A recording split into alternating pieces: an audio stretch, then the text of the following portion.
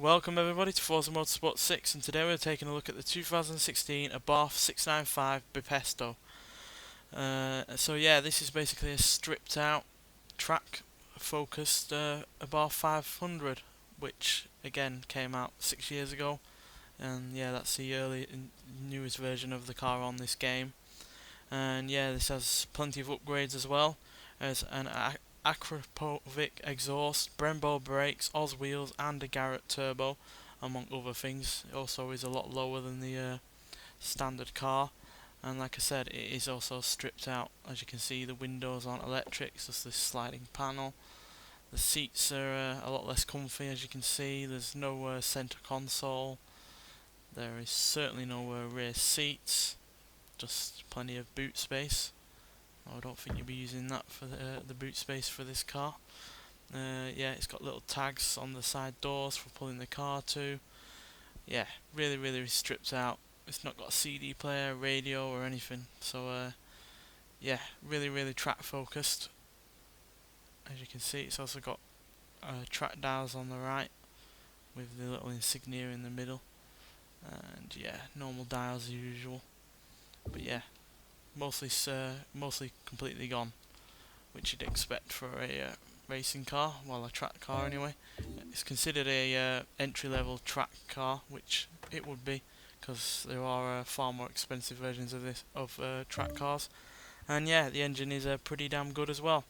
It's a 1.4 litre inline-4 engine, which is turbocharged, because like I said, it does have a Garrett turbo on it. And it produces 186 horsepower and 183 pounds-feet of torque. And the car as a whole weighs 2,198 pounds, which is really rather light, quite frankly.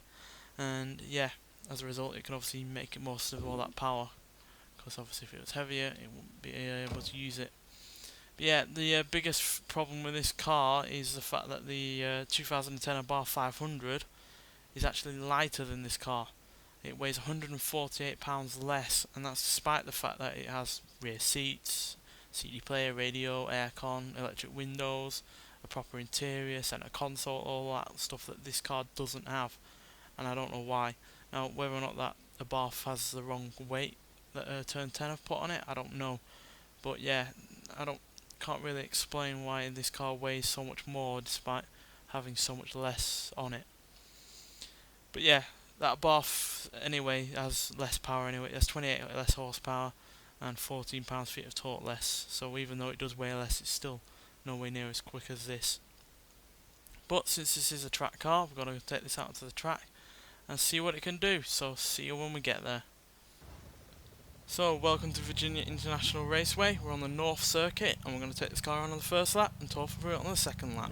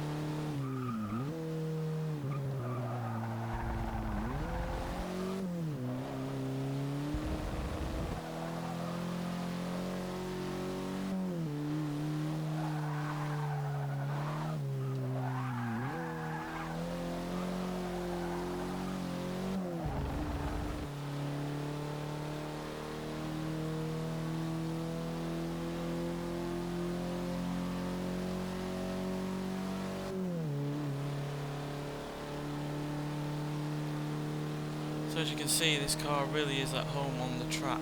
It's got really rather good handling on it. Brakes are solid, and yeah, the acceleration, even though there are obviously quicker hot hatches out there, is still pretty damn good as well. And I'm sure if you had a long enough straight, you could easily get to its 143 mph top speed. Acceleration wise, yeah, it's still pretty solid. 0 to 65.8 seconds and 0 to 116.9. Like I said, it does have 143 mph top speed, which isn't too shabby.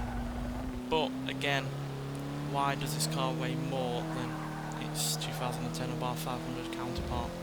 Maybe the additions to it are heavier or add that kind of weight.